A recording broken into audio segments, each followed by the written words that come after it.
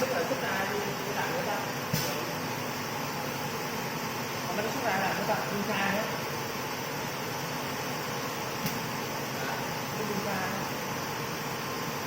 đi xa đi xong nữa, đi xa con khỏe đó, lái ra là có cái chuyện này là đi to, hỏi lên, gì ta?